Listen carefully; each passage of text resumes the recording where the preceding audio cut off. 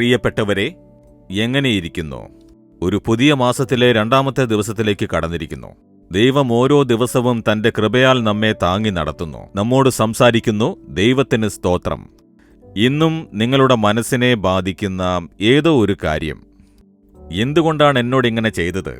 ഞാൻ എന്ത് തെറ്റാണ് ചെയ്തത്? എന്തിനാണ് എനിക്കെതിരായി ഇതുപോലെയൊക്കെ പ്രവർത്തിക്കുന്നത്? എനിക്ക് അനീതിയുള്ള കാര്യങ്ങൾ നടക്കുന്നല്ലോ എന്ന് വിചാരിച്ച് നിങ്ങളുടെ ഉള്ളിൽ ഒരു മനോവേദന.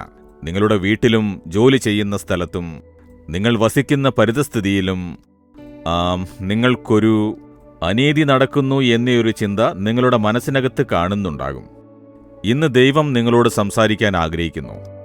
യെശയ്യാവ് 30-ാം അധ്യായം 18-ാം വാക്യത്തിൽ, യഹോവ ന്യായത്തിന്റെ ദൈവമല്ലോ, അവനായി കാത്തിരിക്കുന്നവരൊക്കെയും ഭാഗ്യവാന്മാർ. യഹോവ ന്യായത്തിന്റെ ദൈവമാകുന്നു. എനിക്ക് വേണ്ടി ആര് സംസാരിക്കും? എനിക്ക് നീതി കിട്ടുകയില്ലേ എന്ന് പ്രതീക്ഷിച്ചുകൊണ്ടിരിക്കുകയാണോ? യഹോവ നിങ്ങൾക്ക് ന്യായം നടത്തുന്ന ദൈവമാകുന്നു. നിങ്ങൾ ക്ഷമയോടെ കുറച്ച് കാത്തിരിക്കണം. കുറച്ചുകാലം ഈ കഷ്ടപ്പാടുകളും ഉപദ്രവങ്ങളും തീർച്ചയായും ഉണ്ടാകും. ദൈവം തന്റെ നീതി നടപ്പിലാക്കുവാൻ ഒരു സമയം വെച്ചിരിക്കുന്നു. തീർച്ചയായും നിങ്ങൾക്ക് നീതി നടപ്പിലാക്കും. എനിക്ക് ഒരു കുടുംബത്തെ നന്നായിട്ടറിയാം. വലിയ പണക്കാരായ കുടുംബമാണ്. അവരെ കോടീശ്വരന്മാരെന്ന് പറയാം. അവർക്കൊരേയൊരു മകളാണ്. കോടീശ്വരന്റെ വീട്ടിലെ മകളെന്ന് പറഞ്ഞാൽ എത്ര ഓമനിച്ച് വളർത്തിയിട്ടുണ്ടാകുമല്ലേ?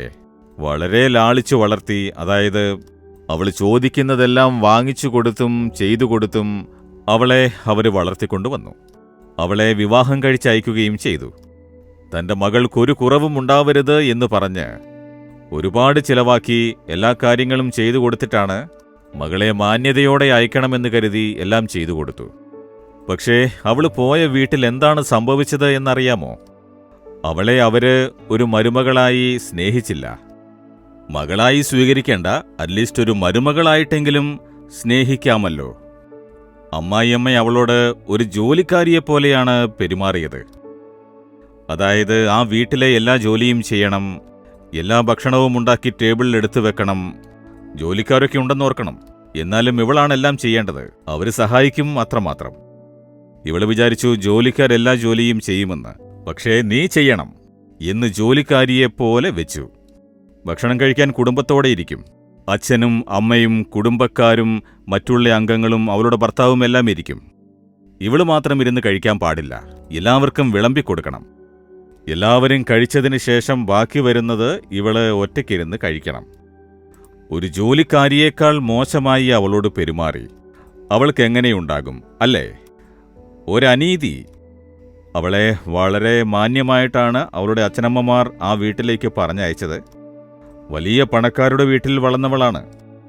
എന്നാൽ ആ മകൾ കർത്താവിൻ്റെ മകളായിരുന്നതുകൊണ്ട് എല്ലാം ക്ഷമയോടെ സഹിച്ചുകൊണ്ട് കർത്താവ് തനിക്ക് ന്യായം നടത്തുമെന്ന് കാത്തിരുന്നു. കർത്താവ് എനിക്ക് ന്യായം പാലിക്കും. എനിക്ക് സംഭവിക്കുന്ന ദുരിതങ്ങളും അനീതികളും കർത്താവ് കണ്ടുകൊണ്ടിരിക്കുന്നുണ്ട്. ദൈവം ന്യായം പാലിക്കുമെന്ന് ക്ഷമയോടെ കാത്തിരുന്നു. അവൾക്ക് വേണമെങ്കിൽ അച്ഛനോട് പറയാമായിരുന്നു, അമ്മയോട് പറയാമായിരുന്നു. അങ്ങനെയാണെങ്കിൽ എന്താണ് സംഭവിച്ചിരിക്കുക? കാരണം ആ കുടുംബത്തെക്കുറിച്ച് എനിക്ക് ഏകദേശം നന്നായിട്ടറിയാം. പക്ഷേ ആ മകള് അവള് ക്ഷമയോടെ കാത്തിരുന്നു. പ്രാർത്ഥിക്കാൻ വരുമ്പോൾ കരഞ്ഞുകൊണ്ടിരിക്കും.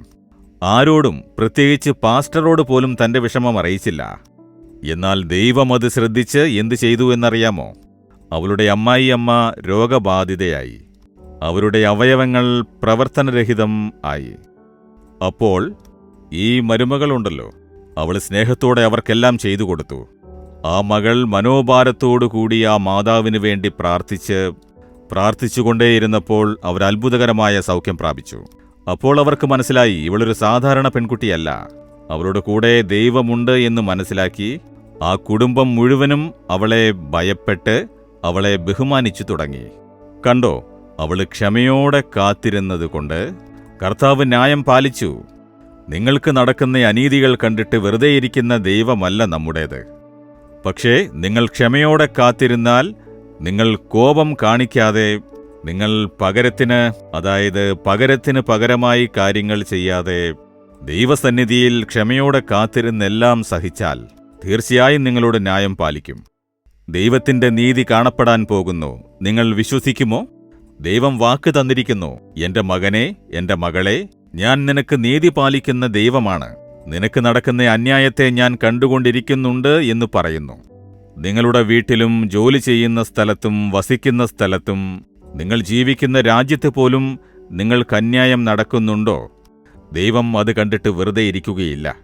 അതുകൊണ്ട് ദൈവമേ, അങ്ങെനിക്ക് ന്യായം പാലിക്കുന്ന ദൈവമാണ്, ഞാൻ ക്ഷമയോടെ കാത്തിരിക്കുന്നു എന്ന് പറയുമോ? ഹൃദയത്തിൽ കൈവച്ച്, ദൈവമേ, അങ്ങെനിക്ക് ന്യായം പാലിക്കുന്ന ദൈവമാണ്, ഞാൻ ക്ഷമയോടെ കാത്തിരിക്കും. അങ്ങെനിക്ക് ന്യായം ചെയ്ത് ഈ പ്രശ്നത്തിൽ നിന്നും എന്നെ വിടുവിക്കും എന്ന് ഞാൻ വിശ്വസിക്കുന്നു. യേശുവിന്റെ നാമത്തിൽ ആമേൻ, ആമേൻ. Jesus readings Malayalam YouTube channel subscribe ചെയ്യുക. ബെൽ ഐക്കോൺ ക്ലിക്ക് ചെയ്യുക.